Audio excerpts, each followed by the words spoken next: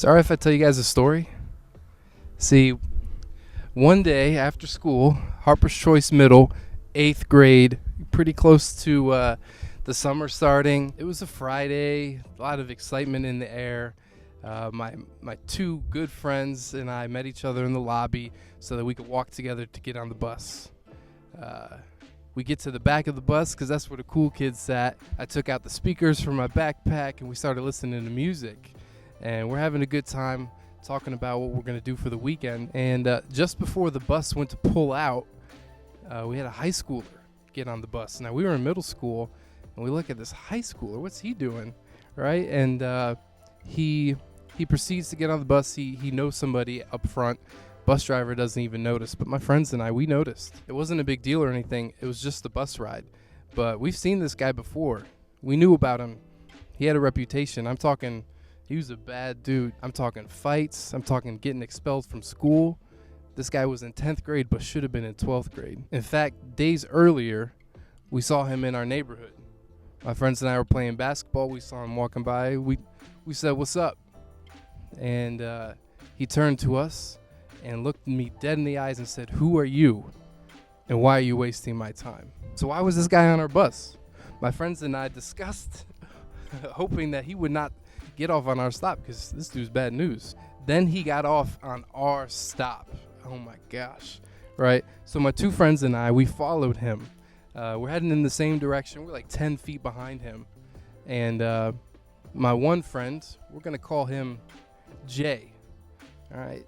Jay begins to talk. He's like, "Man, he shouldn't be here. This is our neighborhood." Like, what's Jay going to do? Anyway, Jay was like, why is he here? I'm going to say something to him. And based on this guy's reputation, my other friend and I were like, "That's a bad idea. I know it's 3-on-1, but we don't want that smoke, not from this guy." So we asked Jay not to say anything. But Jay, being who he was, spoke up. He opened his mouth and said, "Who are you?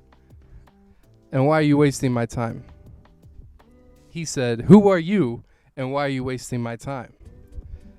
And at that moment, my heart sank.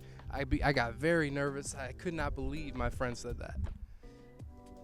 Didn't bother the guy, though. The guy kept walking. He didn't even look back. He didn't even stop. Nothing. He pretended to ignore my friend Jay. I was at ease. We were glad nothing happened. And but my friend Jay, he was offended. How dare he ignore me, he thought, right? And so he yelled, "Who are you? Why are you wasting my time?" Jay used the same line that we used on us a few days earlier. Immediately, the boy, I call him a boy, but he's really a man, he stops and he lets us catch up to him. And when we approach him, he turns around, reaches in his pocket, and pulls out a knife. He sticks it up to my friend Jay, and the abridged PG version of what he said was, "If you talk to me again, I will end you." Then he turned around, walked off into the sunset like a boss. So I thought the story was a perfect example of a line that my dad used to use growing up. He used to drop this line all the time when it came to talking about friends. And so his line was, "Who you hang with is who you hang with." All right, you get what I'm saying? It's a cute and clever way of saying you're going to get grouped.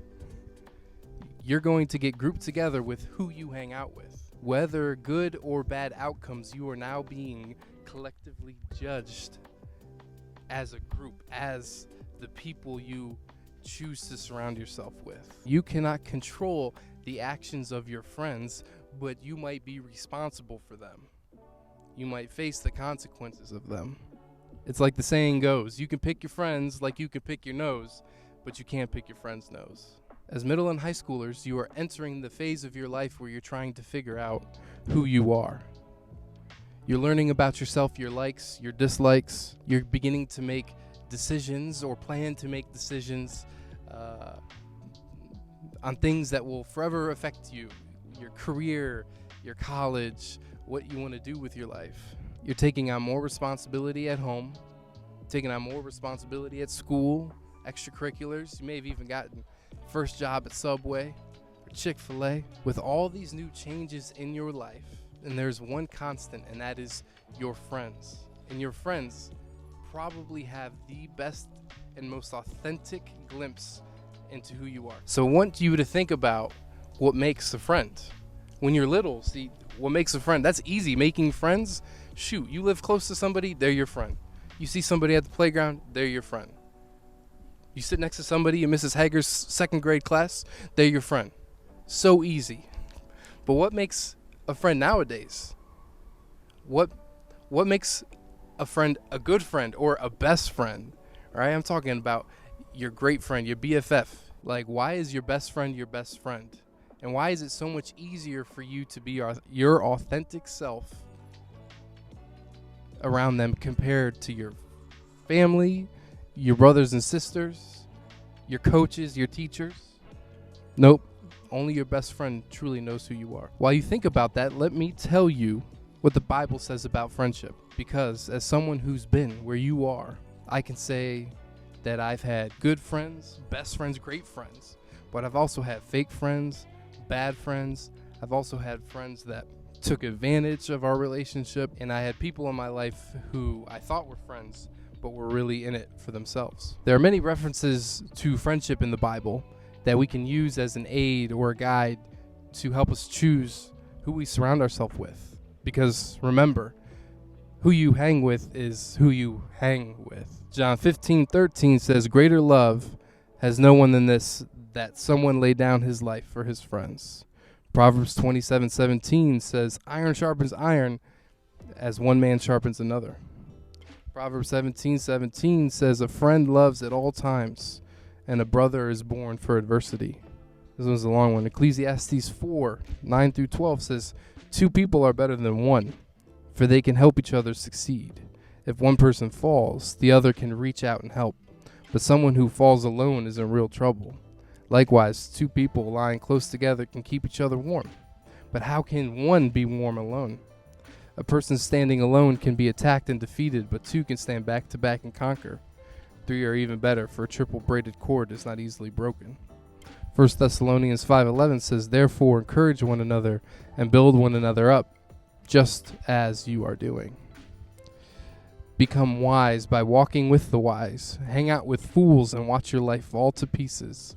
That's Proverbs 13:20. Proverbs 1 and Proverbs 4 contain warnings about who we should be friends with. We are not to associate with those who entice us to do wrong, no matter how appealing their friendship appears to be. See, the Bible is littered with wise teachings about friendship. We often read that love is the foundation of friendship. And I'm not talking about that romantic love. That's a different kind of relationship. I'm talking about the love that you have for your friends. It's the type of love that promotes support and safety and trust and protection. So I'm wondering, are you doing that for someone else? Are you being a great friend? Do you have people in your life that are treating you this way? Or are you surrounded by people like my friend Jay, whose big mouth put us in a compromising position that could have ended badly? Or maybe you're the Jay for someone else. So I want you guys to think about what makes a great friend and ask yourself, are you being one too? You see, after the day of the knife incident, Jay became one of my lifelong best friends. He was and still is someone that I can turn to if I ever need help. I can always count on him, even to this day. See, Jay and I were friends years before the knife, but it was that day that Jay realized what type of friend he wanted to be. Was he going to be the type of friend that got his friends in trouble, or was he going to be the type of friend that got his friends out of trouble? Because of his friendship, it challenged me to become a better friend. And that is ultimately what I look for in a great friendship. Are they challenging me to be a better me, to be the best version of myself? You'll have friendships that are one-sided, where they will ask you for help, but never return the favor. You'll have people that are friends with you because you're freaking awesome, even though they're not. But great friends, best friends, man, they're the people that bring the best out of you. They're the people that love you, don't judge you, and support you no matter what. And they're the type of people that allow you to do the same for them.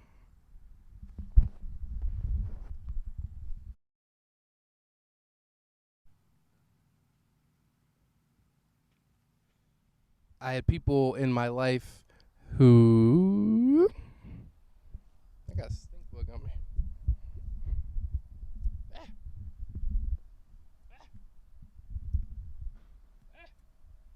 All right.